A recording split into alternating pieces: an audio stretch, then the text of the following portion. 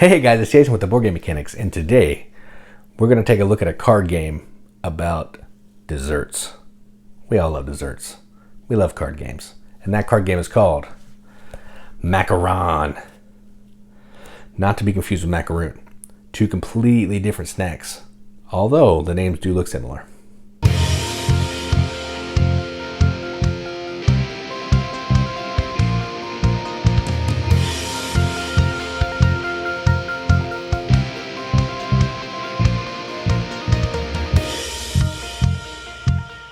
Macaron is a 1 to 5 player trick-taking game.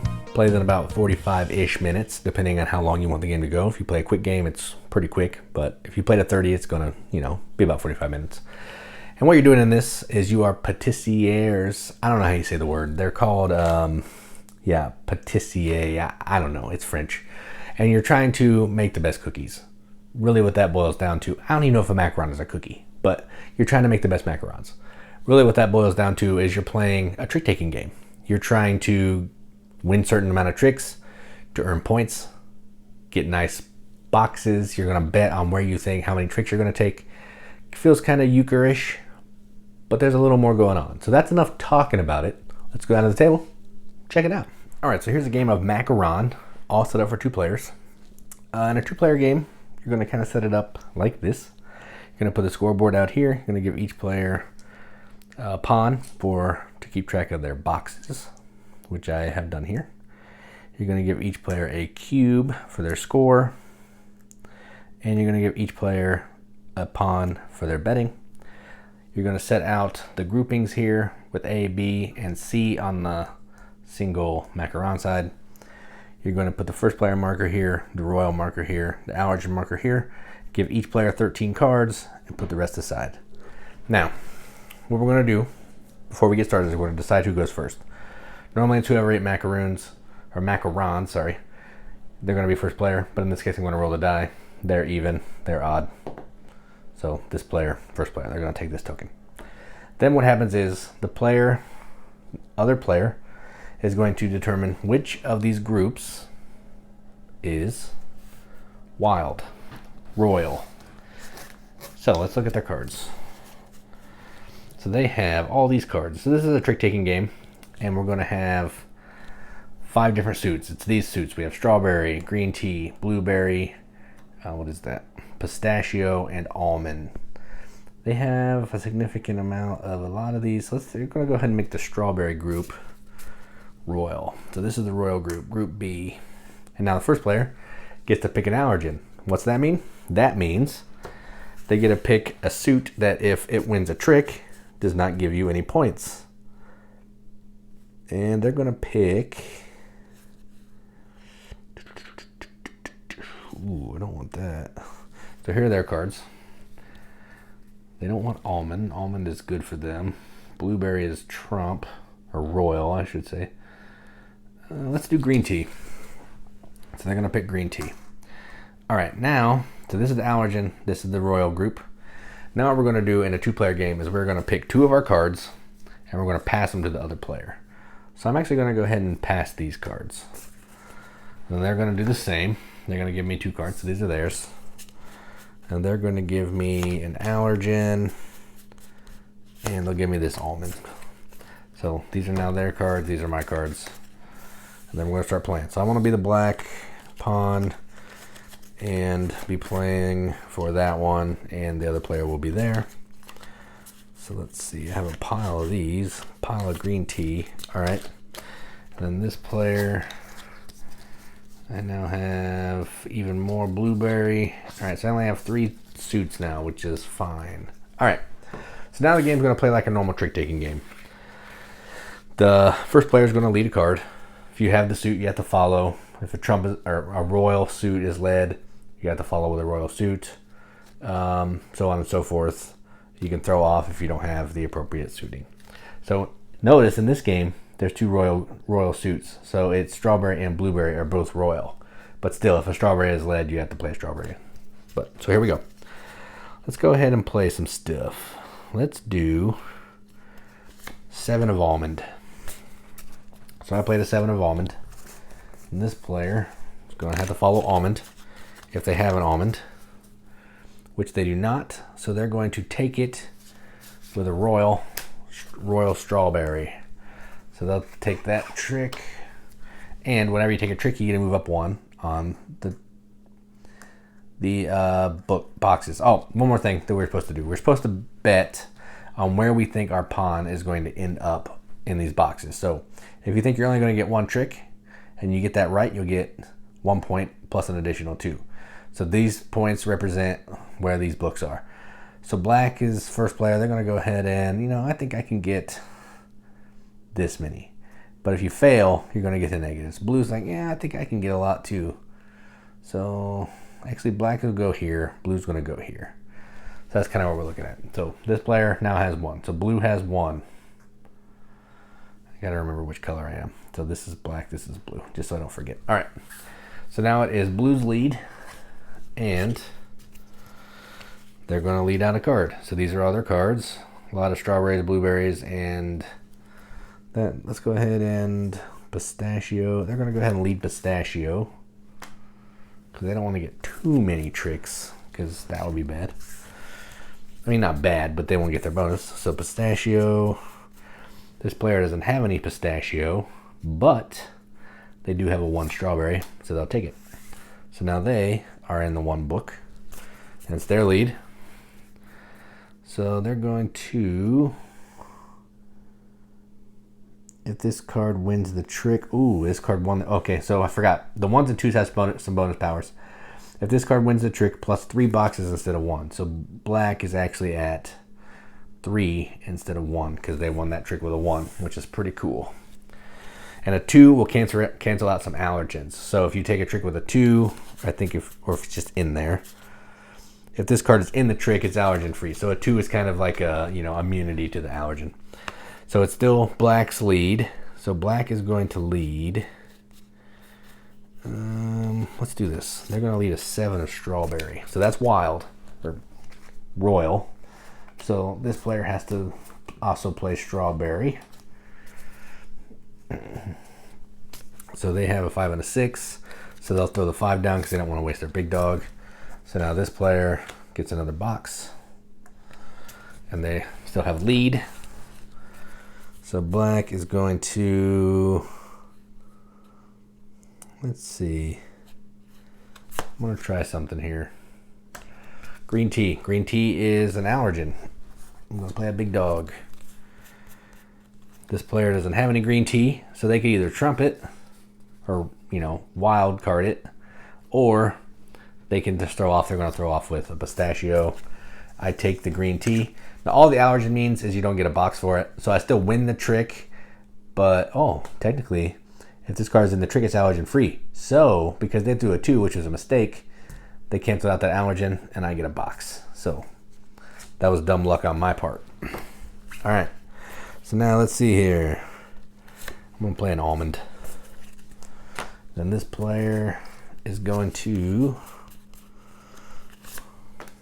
play a blueberry, which is wild because it's in the A group or the B group. So they get another box. Blue does. And they keep the lead. They're going to play a 7 of blueberry. And I have to follow suit with the blueberry, which I don't have any. So I am going to give that. That's an allergen. So they're not going to get any points for that. But they still have the lead. So let's see what they're going to do here. They need to get up into the next row. So let's go ahead and play this one. They know I don't have any more blueberries, so they're hoping to get at least 1 more. So I'm throwing another allergen. They don't get any points for that. Let's see. So they'll try it 1 more time. So they're going to play another blueberry. And I don't have any more, so I'll just go ahead and throw my 2 because it's irrelevant right now. So they get another box. They get the lead. They're going to play a 5 pistachio because why not? I don't have any pistachios, so I'm going to play a strawberry. I'm going to take that trick. I'm now up here. I'm going to leave my 5 almond. Can't pick them up.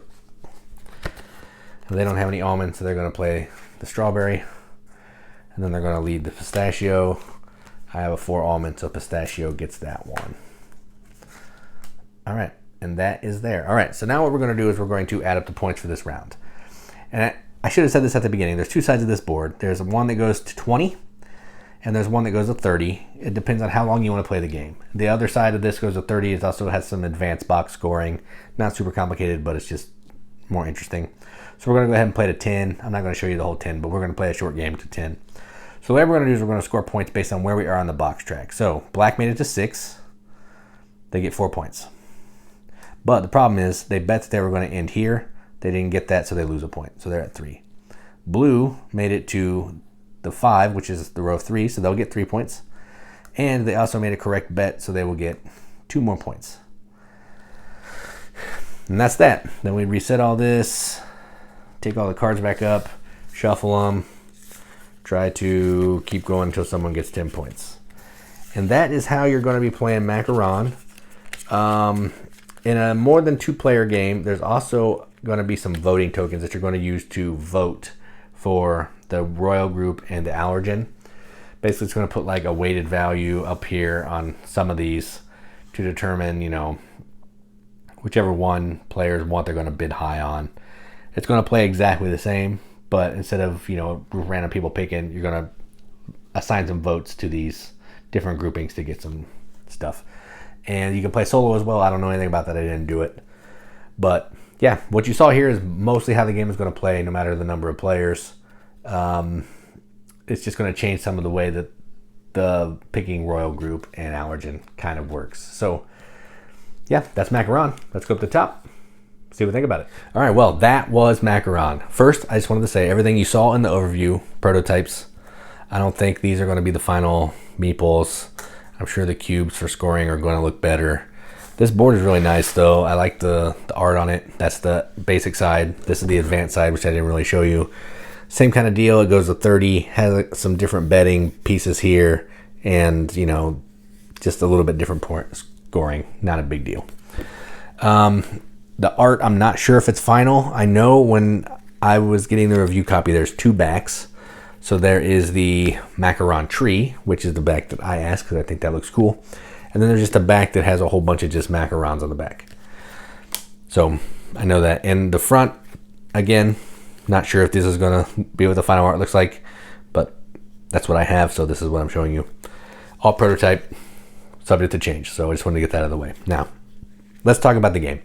This is a trick-taking game, similar to euchre, hearts, spades, games like that, where you're leading a suit.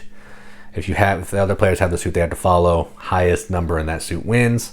If you don't have the suit, you can throw off. If you have the wild suit or trump suit or royal suit, as in this game, you can play that and then you'll win the trick if your wild suit is higher than someone else's wild suit that happened to play. That's a trick-taking game. That's what this is. It's that mechanism is not changed except for the 1 and the 2. So normal trick-taking game, you have jacks, which are like, in euchre, you have the jacks, which are like the left bar and right bar, which means even the jack, if spades is trump, the jack of clubs is the left bar, it's the second highest card. So it just kind of, you know, it has a special power. Usually that suit is nothing, but in euchre, the opposite suit, you know, the same color, the opposite suit is, you know, a powerful card. So in this one, got a couple more powerful cards. Number 1, because it's the weakest card in the deck. If you can take a trick with this, meaning, you know, you may have a wild suit in a 1 and you don't have any of the current suit, throw that 1 down, makes that trick worth 3 instead of 1. That's pretty cool. The 2, I think, is the most valuable card though, because if you can get a 2 in a trick that has an allergen, the allergen is negated and the trick is now worth points. Those allergens are terrible. You can take 4 or 5 tricks, all have allergens in them, and you just lost 4 or 5 movements on the box track, which is awful. So these 2s, valuable. I also like, based on the player count, you're going to use different cards. So I showed you the A, B, and C cards here. So this is the almond and the pistachio. This is the strawberry and blueberry. And this is, I think, Earl Grey. But on the back, depending on other players, there's Earl Grey and I'm not sure of all the suits. I'm so bad at this. Earl Grey and green tea. So we were playing with green tea, but you'll add Earl Grey. And then if you're playing with even more players, you're going to add in some chocolate. And the chocolate goes to 10. So I haven't played with enough players to actually play with the 10. So that's could be interesting because it goes from 1 to 10. All the other suits go from 1 to 7. So I don't know why that's the case, but probably for balancing or something, but that's awesome. So I like the art. I think the graphic design on the cards is effective. It has the group, so you know if it's the royal group, has a big number on it, has a picture, the name of what it is, and it has a color. So even if you're colorblind, you can read that it's Earl Grey. You're good to go. So what do I think about this game? I enjoy trick taking. I used to play euchre and hearts and spades all the time when I was a younger version of myself. I'm not going to say a kid because I was in high school, but I would play. We would go in English class after English would be over or we had some free time. Me and some buddies would just play some euchre. Played hearts on the computer all the time. Played spades all the time. Trick taking is fun. It's a good way to play cards. I don't play them as much now because I just rather play worker placement or whatever. But trick taking is still enjoyable. And if you know how to do trick taking when a new trick taking game comes out, you don't have to teach that. You just have to teach, hey, the ones and the twos are important, or we're going to do some betting or whatever. You just have to teach the outliers of the game, and you're up and running. Quick, easy to learn, easy to teach, just fun to play. So I like trick taking. Now, how do I feel about this game? Well, I like trick taking. This is a trick taking game. A trick taking game that has some special abilities, the 1s and the 2. It's got some cool betting where you're trying to think, kind of like when you're going alone in euchre, you say, hey, I want to go alone. And if you go alone, you get a whole pile of points. It's kind of the same here. So you're going to bet on, I think I can take 4 tricks. And then if you get those 4 tricks, you're going to get the 3 points plus the bonus of your bet. But if you get it wrong, you're going to lose some points because you can't bet penalty free. That's ridiculous. That's not real life. So yeah, I really enjoy this game. This is from designer Tate Wu. He did Promenade, which is a really cool deck building game about displaying paintings and, making paintings. And he also did Cat Sudoku, which I haven't covered on the channel. I have a copy of it. I just haven't covered it. But I think of all of those, this one might be my favorite. Mostly because it's quick, it's easy to teach, and it's super easy and fun to play. So I'm going to go ahead and give this a BGM accepted seal. I'm actually going to give this an 8 out of 10 on BGG. It's that good. Which is a 4 out of 5 wrenches on an arbitrary wrench scale. That means absolutely nothing. But we like to give it the games that we enjoy because we're a board gaming podcast, and that's what we do here. So that was Macaron, not macaroon. Don't call them macaroons. I heard that's a big no-no, so don't call them macaroons. But that was Macaron. I'm Jason with the Board Game Mechanics, and as always, keep gaming.